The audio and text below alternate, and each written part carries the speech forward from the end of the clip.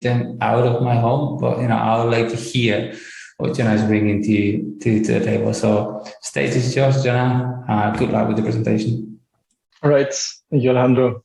Welcome everybody. Today, indeed, I'm going to present my talk on smart home devices, and we'll take a look at whether they're assets in your household or liabilities in your household, or a bit of both. First, I would like to quickly introduce myself.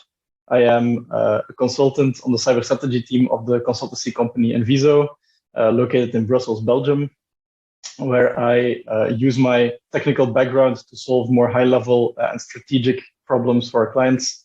I have a master's degree in computer science, but I'm complementing that one with another master's program in ICT law, so I can get a bit of both of those topics. You have my contact details there as well. The research I will be presenting for you today was actually conducted as my master's thesis in computer science at the University of Leuven, in collaboration with the labs division at ENISA called ENISA Labs. So it was done in 2020 under the paper, The State of the Market, Comparative Study of IoT Device Security Implementations. That paper should be publicly available on the libraries of KU Leuven. So if you are interested after this talk to read the entire thing, you can take a look on the reference there and read it. For today, I will go over the context of the research that we performed. I will quickly explain our methodology, our results, and then we'll end with a conclusion and some future prospects that we can expect on the smart home devices market. We already mentioned that this talk is about smart home devices, but what's the big deal with smart home devices anyway?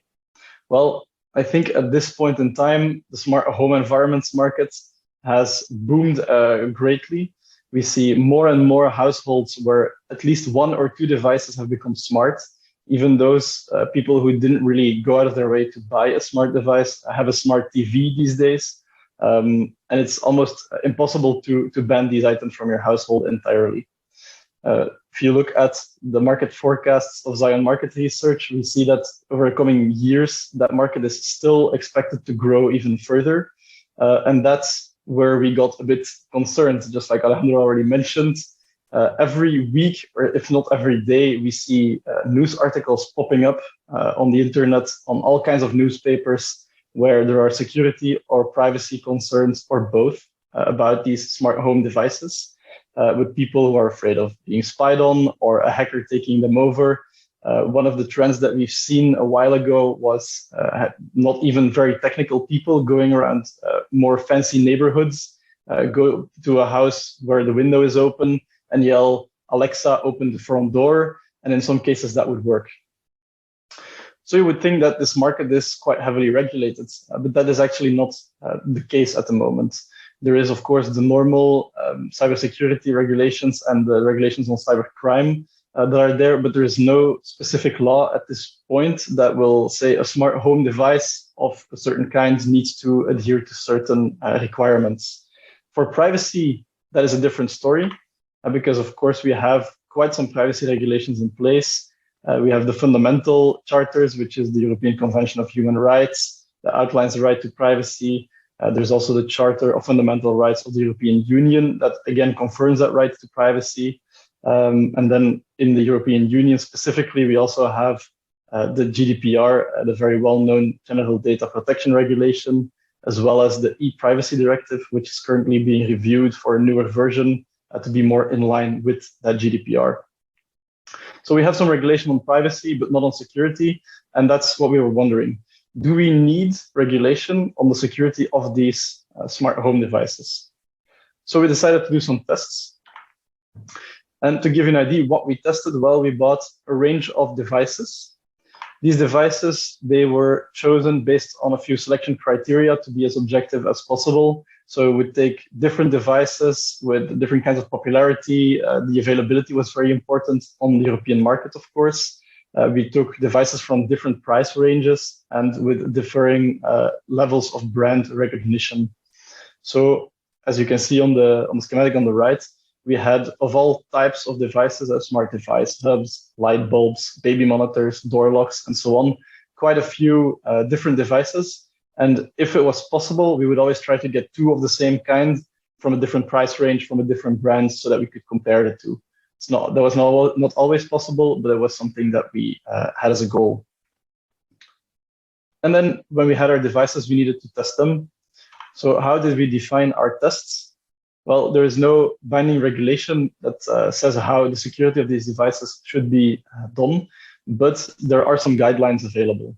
The European Institute for Network and Information Security, or ENISA, they publish a guideline document for smart home IoT devices, in which they have some policy recommendations.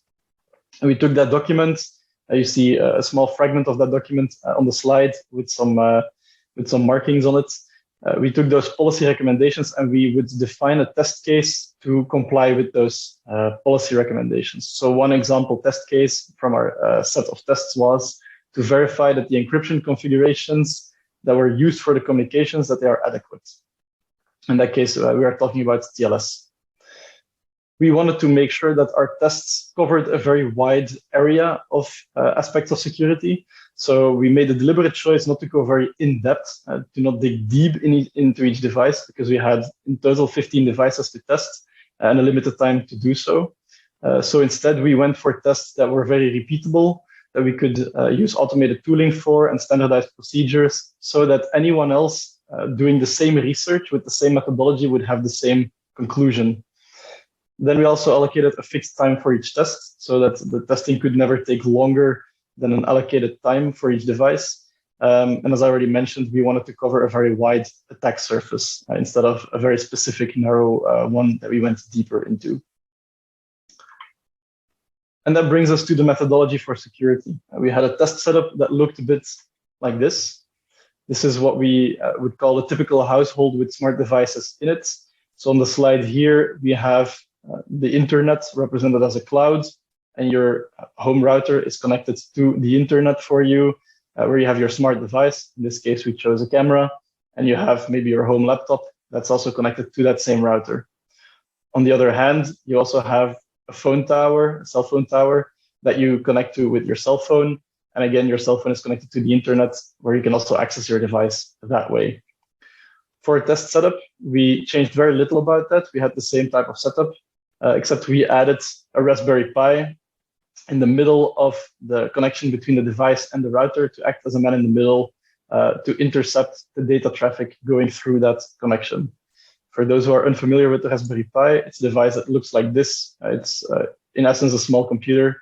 You run software on it that you use to impersonate an access point and then also to capture the data. So as I already mentioned, we wanted to take a look at network communications. For network communications, we used Wireshark, which is a very well-known tool to do the traffic captures. And there we took a look at the data that was going through in terms of quantity, but also the protocols that were being used by the device itself. And we wanted to know whether or not there was any encryption on that data applied or not. Of course, we can also take a look at the device itself. The device here, it is sitting there in the network running an operating system and services, where we wanted to do port scanning with Nmap on the device. We also did some service discovery with Nmap and a vulnerability scan with Nessus to see what we could find on the software. On top of that, we have the mobile application that is often used to interact with these devices. There we took a look at the Android app for the device. Usually we took the Android app just for the ease of use of our testing tool. We used MobSF, or the Mobile Security Framework, to do those testing. And it was just much easier to get a hold of the package for an Android app than for an iPhone app. So that's why we went with Android. With MobSF, we performed static analysis on the application. So we took a look at the permissions that were requested by an application. We took a look at the domains that could be found in the code of the application, and also whether or not there were any trackers present on that device. Then last but not least, there is the web interface of a device as well. A web interface, well, we have actually two options for those. Either we have a local interface running on the device, and then it's accessible over the local network. So it will go from your laptop to the router to the device, and you would access it directly. Or we would have a cloud interface where the internet was an intermediary, and the device would be connected to the internet, and then your laptop would also connect to the internet to configure it. In the case of a local interface, we had all freedom to do with it what we wanted. In that case, we ran a NICTO and a Burp Suite active scan on it. But on a cloud interface, we didn't have that freedom, that liberty to run those more aggressive scans. Often there was not a bug bounty program available that we could use to test the cloud interface. So in those cases, we had to rely on Qualys SSL labs just to check the TLS configuration of that web interface and see if we could derive anything about the security of the interface from the configuration of TLS on that platform. If we then take a look at the results, you will see that when we start with looking at the network communications, there were quite a few differences in the amount of data sent by each of these devices. And sometimes that makes a lot of sense. A voice assistant or a camera is a device that is constantly streaming data over the network to the cloud interface. In those cases, it makes a lot of sense that there's this amount of data going through. But then again, we also have some less active devices, I would say, or less data-heavy devices, like the doorbell, that were still consuming quite a lot of data. Especially here, we see that the light bulbs and the doorbell have almost equal amounts of data, quite high still on the list, and that was rather surprising for us. If we then look at the used protocols by the devices, we see that the vast majority of traffic is raw TCP and raw UDP. That means that Wireshark didn't recognize the protocol that was running on top of the raw TCP or UDP that was being used by the device, either because it was an unknown protocol or it was because the data was encrypted and it just didn't recognize it. But then again, if we expect encrypted traffic, we would think that even there they would use a standardized protocol. And that's then the runner-up in our analysis. We see that TLS was being used in a lot of cases as well. Most of the time, that was TLS version 1.2. But sometimes we also had some stragglers as devices with TLS version 1, or a few devices that were ahead of the others with TLS version 1.3. As I mentioned, we wanted to know if the data was encrypted or not. And since we only had the info raw TCP or raw UDP to go on, we did some extra analysis on those network communications. More specifically, we took a box plot of all of the data that went through it in terms of entropy of that data stream. So if you have for each vertical box plot there is one device. We took that data stream in its entirety and we would look at each stream's informational entropy. A higher entropy meaning it's likely going to be encrypted or at least compressed in some way or another, and lower scores indicating that it's likely very structured data, indicating plain text or something very structured, something that repeats itself all the time. If we then draw a line almost in the middle of this bar, we see that on the TCP side, the vast majority was on the encrypted side. But for UDP streams, we see that quite a lot of the data was unencrypted. One explanation that we could think of for that is that a lot of the DNS traffic sent by a device is largely unencrypted and would fall under the UDP streams side of things. Then I also mentioned that we would do a port scan and a vulnerability scan on each device with Nmap. On the left, you can see the results of that.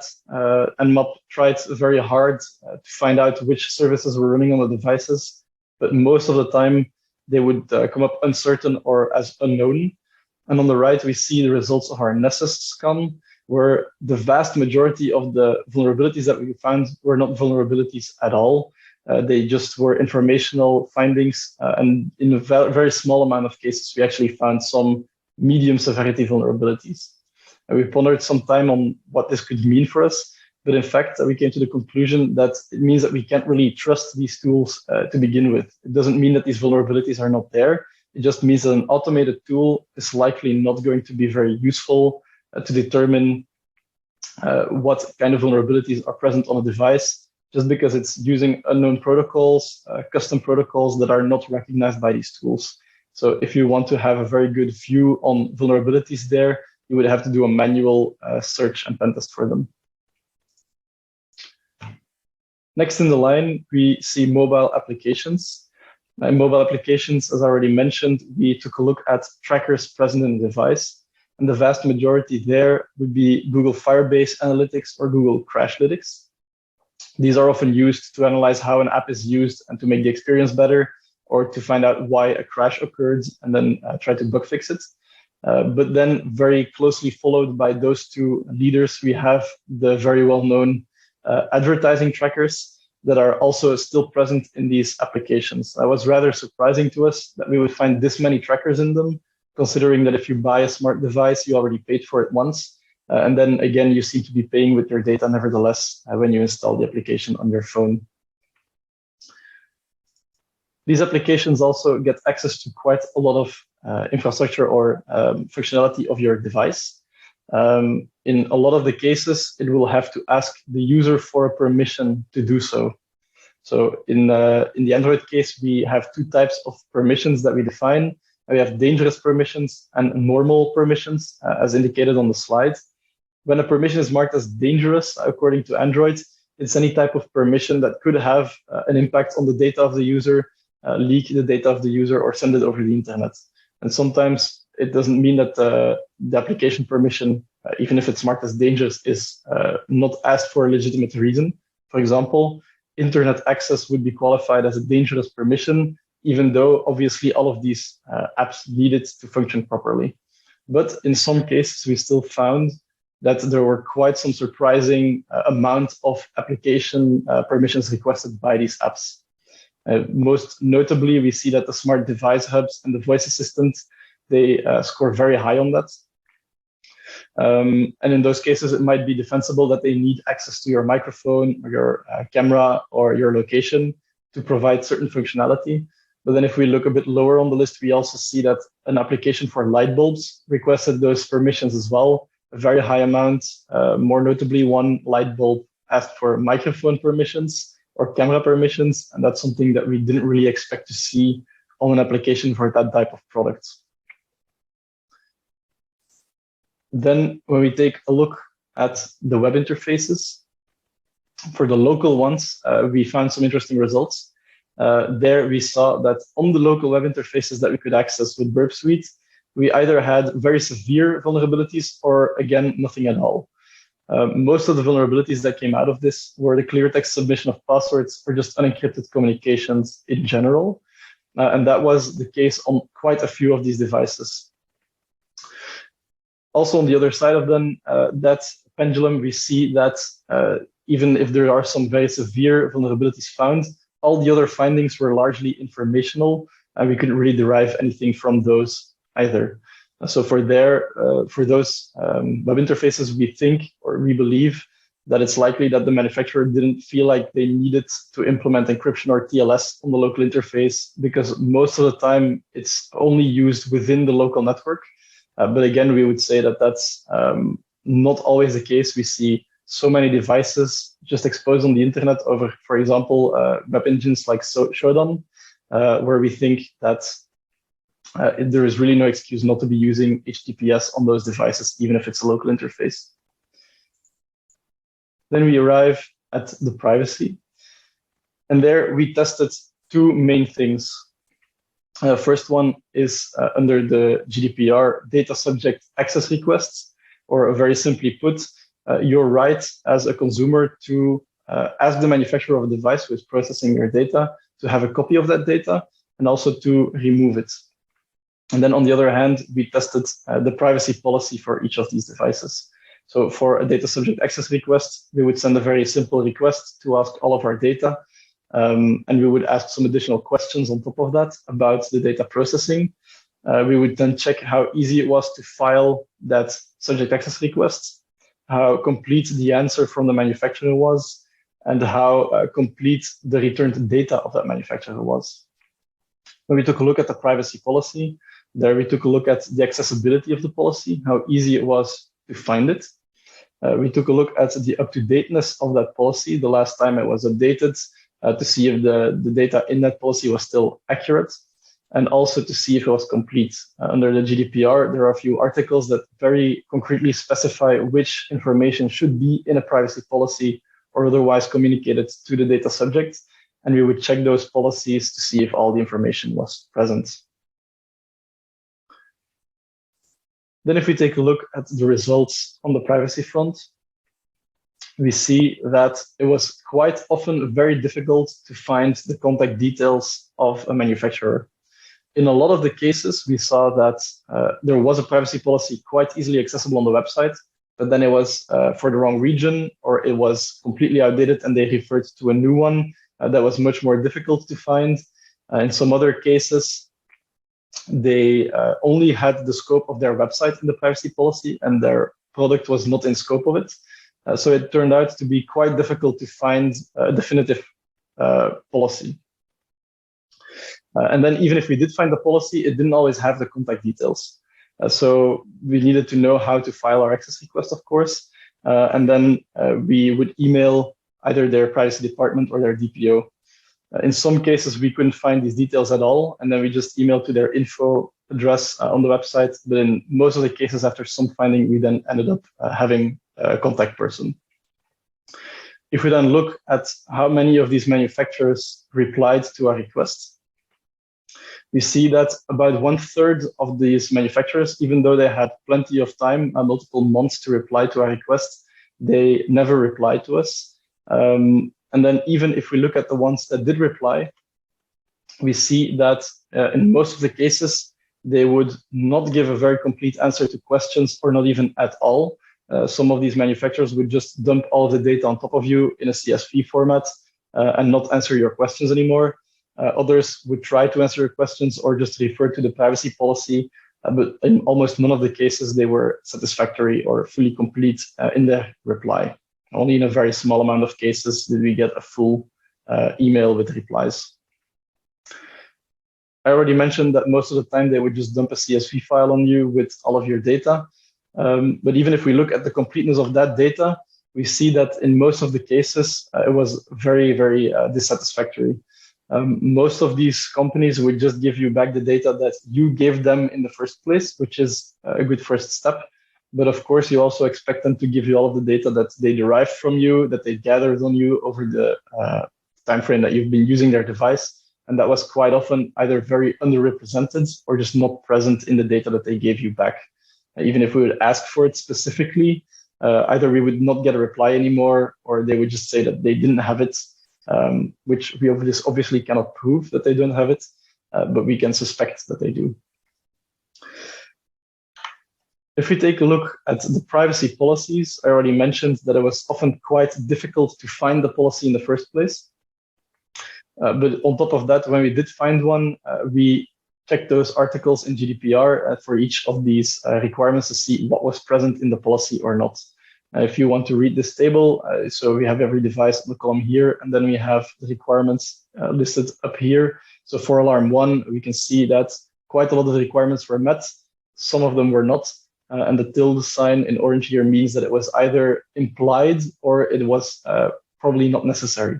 Some of these are conditional. So if we think it wasn't necessary to list that requirement on the policy, we would either mark it as a tilde or because it was implied but not specifically mentioned.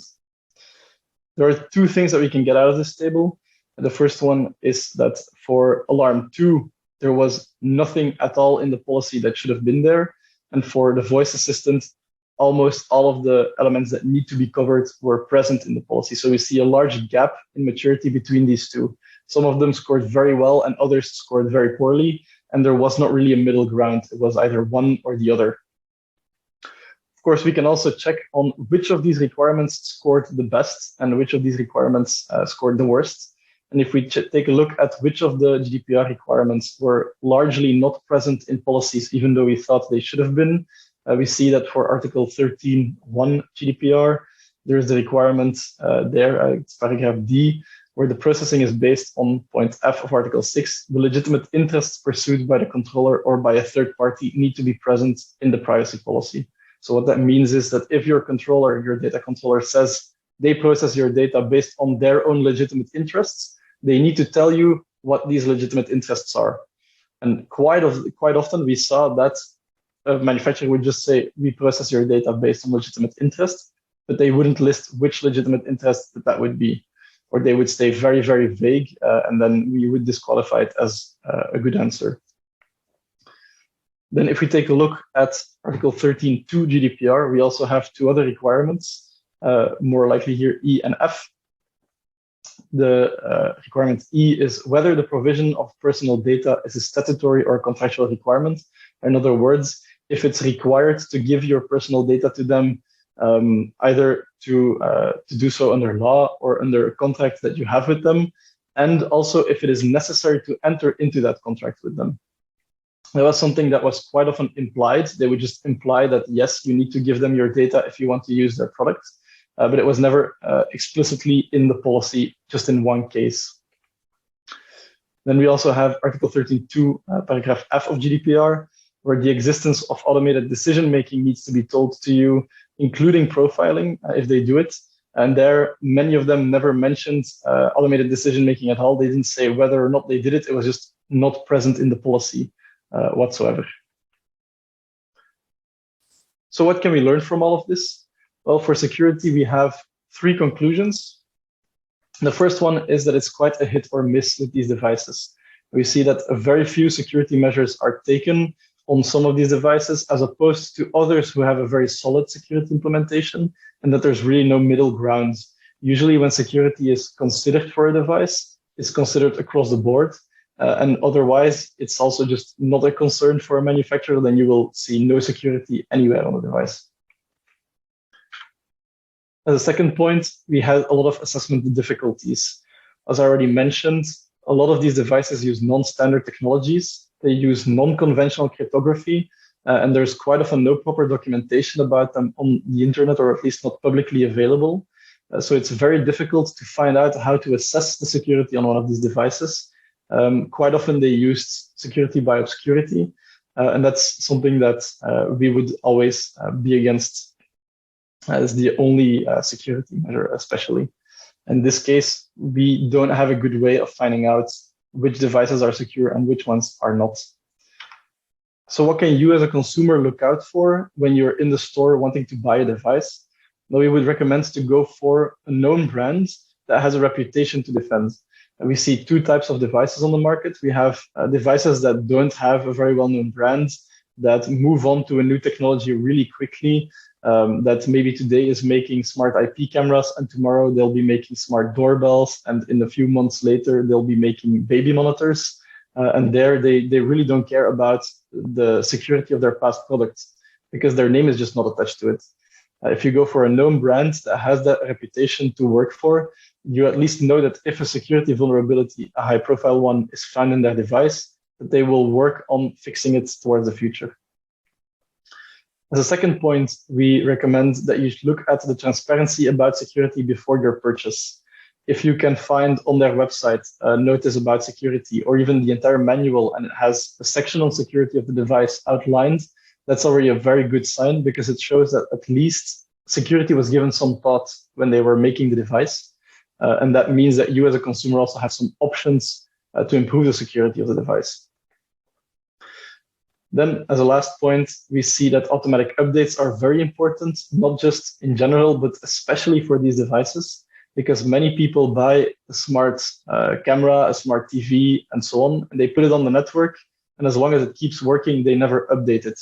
If the device is not going to ask about updating it, then you will just, as a user, let it sit there until it breaks. And that means that if you buy a device, even if it's secure today, that in 2 years, likely a vulnerability will have been found and it's not secure anymore. So if you can get automatic updates on those devices, it's one less thing on your to-do list, and it's one more thing that the device is keeping itself secure. When we take a look at privacy, we actually see that same gap in maturity arise again. We see that some of these manufacturers were at least putting in an effort to be GDPR compliant, not always successful, granted, but at least they would try. And some others were not GDPR compliant at all. That gap was mostly notable for countries that were outside of the European Union and had less affinity with the European legal framework, where it was really much of a "this is too far from me" story, and they just didn't know that they were in the scope of GDPR, or they didn't care about it. Then we also see a shift in mentality. I added a reference on the bottom of the slide here for some very interesting research by researchers from KU Leuven as well, that actually did a very similar test about data subject access rights in the time before GDPR went into force to see what they would get as a reply from companies. And they were really met in their paper. They described being met with very mean replies. Some of these manufacturers would say, please stop bothering us. This is exactly why we didn't incorporate in the EU, or we just don't have time for this, or they would just get yelled at, or they didn't get a reply at all. And that really changed. All of our replies that we received were very friendly towards us. Even though they were not always useful, they would still at least try to be useful. So that's a very big shift in mentality that we've spotted compared to before GDPR. And last but not least, we think that, as I already mentioned, there's that gap in maturity. There's a need for enforcement on the GDPR front. At the moment, there's too little transparency about legal sanctions for companies that are not compliant with GDPR. So even if they get fined, not enough people know about it, not enough other companies know about it, and it just doesn't have enough visibility. On top of that, we see that there's not sufficient funding for DPAs to adequately investigate all of the leads that they get. Most of the time, they might be flooded with reports, but they have to choose which ones they can handle and which ones they don't have time for. And on top of that, we see that that leads to no meaningful enforcement of GDPR outside of the European Economic Area. If they already have their hands full with just going after the companies in the European Union that are not compliant, and companies outside of it are usually getting off pretty easily. And that means that they also don't really have a very big incentive to be GDPR compliant. And that brings us to the conclusion on regulation. That's what we wanted to answer today. We wanted to know if a regulation for the security of those devices is needed specifically for them. We see that we feel a need for a baseline of binding rules. We feel that there should be certification to verify the minimum security requirements are fulfilled on these devices. And to keep that workable, to keep that verifiable, we think that it should be based on standardized, hardened baseline components. You cannot verify the security of each and every device before it goes to market, but we feel like we can get a good baseline going by having standardized components that we know are secure and making sure that manufacturers use those to build their products. On top of that, we feel like a deep dive is also possible in the form of IoT labels. An IoT label could be an additional indicator for a consumer that a device went the extra mile for security, but it could also be a competition point for manufacturers who want to stand out from their competition.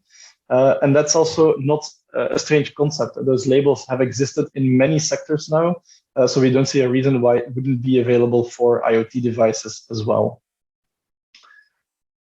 So if we look at the future, where do we go from here with this conclusion? Well, in fact, with the new, well, it's not very new anymore, but the recently passed EU Cybersecurity Act, it gives ENISA a new mandate to provide standardization frameworks and certification frameworks for cybersecurity.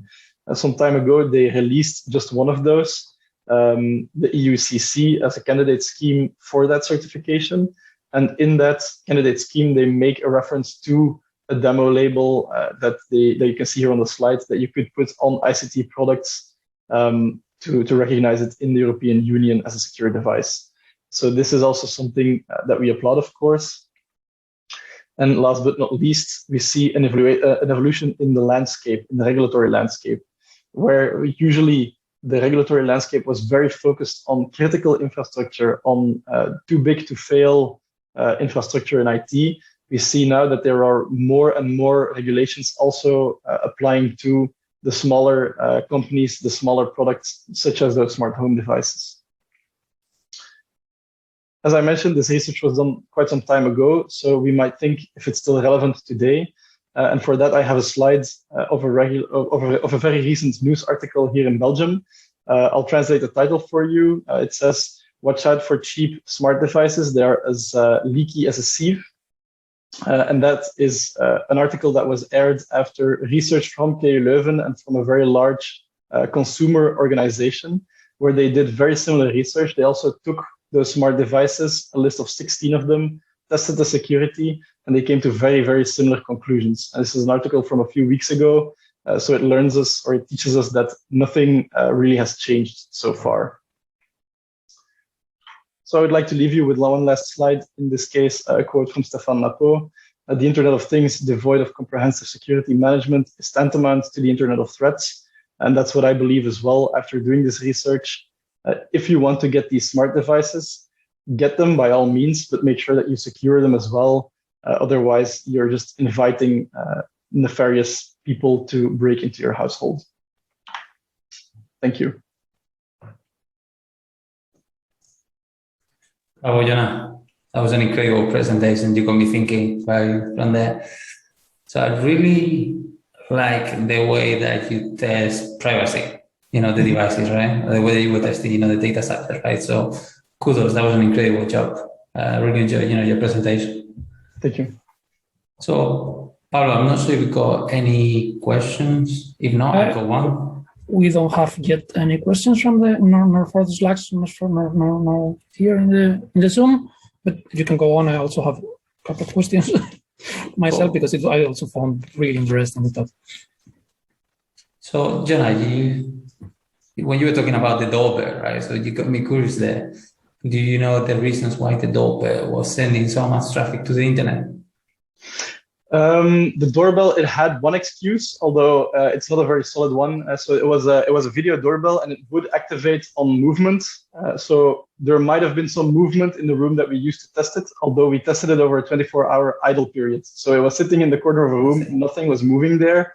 Unless it somehow would trigger the motion sensor anyway, there was really no reason why that device would be sending video footage. So it's a good question. I don't know exactly why it was sending that much data, but it's something that we did observe. Yeah. Scary. Yep. Likely. I want to ask a couple of questions. One is you talk about the auto updates of the devices. Did you test how many of them were actually updating themselves and providing security patches? Do you have some? Yeah. That's a good question. We didn't formally test it, so I don't have any numbers on that. But I did keep it in mind when I was testing the devices, of course, and I looked into it. And the vast majority that we tested did not have automatic updates. Mostly the voice assistants, they would have automatic updates. The smart lock would also automatically update. And then it would basically be either triggered via the mobile app, so it was not automatic. You would have to do it manually. Or in the even worse cases, you would have to push firmware as a binary to the web interface via an upload. So those are the most difficult ones to update. You would at first have to go to the website, download the binary, and manually push it to the device. Yeah, so totally manual updates. Yeah. And the other thing is do you have any advice, I guess, to isolate these devices or secure a bit, if you're not so sure? So it really depends on your internet environment at home and how tech savvy you are. If you have the knowledge on your network to set up a DMZ for these devices, a demilitarized zone, we would recommend putting them in there, especially if you don't trust the device. We would also recommend never to connect it to the internet, as tempting as it might be. Let me put that a different way. Not to expose it to the internet, so not let it accept outwards or incoming connections from the outside. That's already something that you can do that really captures a lot of the threat. And sometimes it's very, very tempting to do that because, for example, the IP camera, it's really convenient if you can consult it from outside of the house. But at the same time, if you can consult it from outside of the house, then somebody can probably find it on Shodan and log into it as well. So that's really a trade-off in functionality versus security there that you could have to make. Of course, there are cameras as well that connect via a cloud interface and communicate over a very secure channel. So it's not impossible to consult it from outside of the house, but be careful how you do it. Okay, thanks a lot. It was really interesting presentation. I got a final question. When you were selecting the devices for your test, were you looking for specific vendors, right? Because you were saying, right, when talking about the GDPR, that depending on the vendor, if they are a European vendor versus, a vendor outside of the European Union, maybe, those specific data subject requirements, might be taken, in a different way from one to another. So I wonder, how did you select, your pool of vendors, for the devices? Most of the time, we wanted to know to have a device of a very recognized brand. So one of the major vendors that you can imagine when I say smart home to you. And then we also took one from a lesser known vendor, maybe sometimes even from a white brand that just didn't put a brand name on the device to see if there was a notable difference between the two. And that's also where our recommendation came from, to go for the more known brands. Not to say that any device without a brand on it is insecure. That's not true. There might be secure ones out there as well. But the vast majority of the ones that we tested didn't really pay a lot of attention to security of the device. And if you have a vendor that really cares about their reputation, that is a lot different. That's interesting, Jonah. Yeah. Cool. So thank you so much, for your presentation. That was great.